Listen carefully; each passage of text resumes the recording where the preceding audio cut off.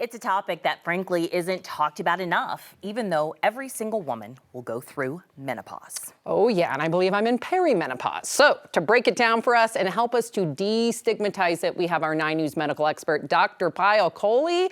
Dr. Kohli, thank you for talking to us about menopause. So I often kind of text you, hit you up, because I have symptoms, I believe. So what are the symptoms? How do we know that we're entering menopause, perimenopause, all of it? You know, ladies, we can't talk enough about menopause because it's the biggest transition in our entire life. One of the biggest things that's ever going to happen to us, and for many of us, like you said, Sam, we don't even know when it's happening.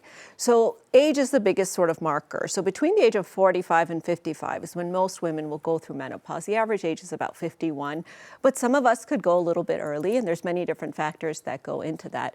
Our body will give us clues and symptoms when we're going into menopause. So listening to your body, looking for those clues, the most common clue being irregular periods.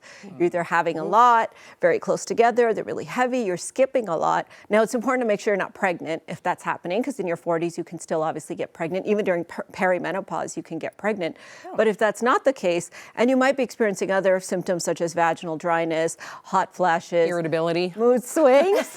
I'm sure your husband will attest to that as well. Yes. Yeah, and Yes. weight gain and hair loss and skin changes. These are all symptoms that our body gives us a clue. If we think we're in perimenopause, we talk to our doctor, they can check a blood test.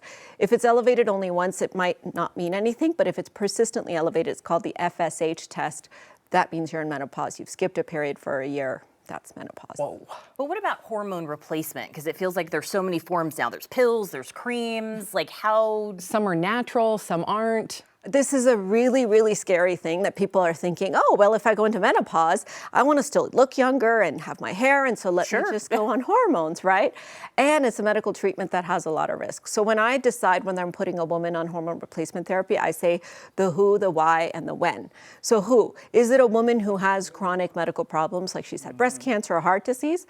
That's an absolute no-no, because that woman would actually have an increased risk of blood clots and strokes and cancer if I put her on hormones. And then the when. Is it somebody who had premature menopause, meaning they stopped earlier than they should have, average age being 51? Then yes. Do I have premature menopause? I'll have to check I your feel blood like test. I am. I'll have to. But then again, perimenopause, what's the difference between perimenopause and premature menopause? So peri means you're doing this, Okay. getting ready for menopause. Premature means you've Okay, stopped, so the I'm doing ovaries this. have shut But down. how long can that last? Yeah. How long can you be in this flux I'm like of an EKG, up and down, up and down. Years. Years. Okay. Yeah. Lovely. So Thank you. menopause for Yeah. every woman looks different. For some women, they will quickly transition from peri to full blown. For some women, they'll be in peri for a long time. It really depends on a lot of different factors, but it can last a really long time.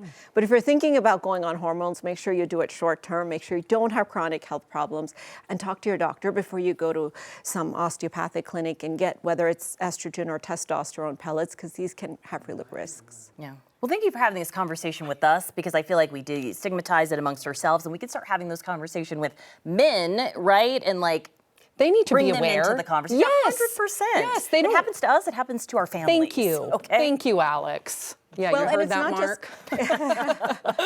It's not just about the physical change and the emotional change, but it's about our risk factors.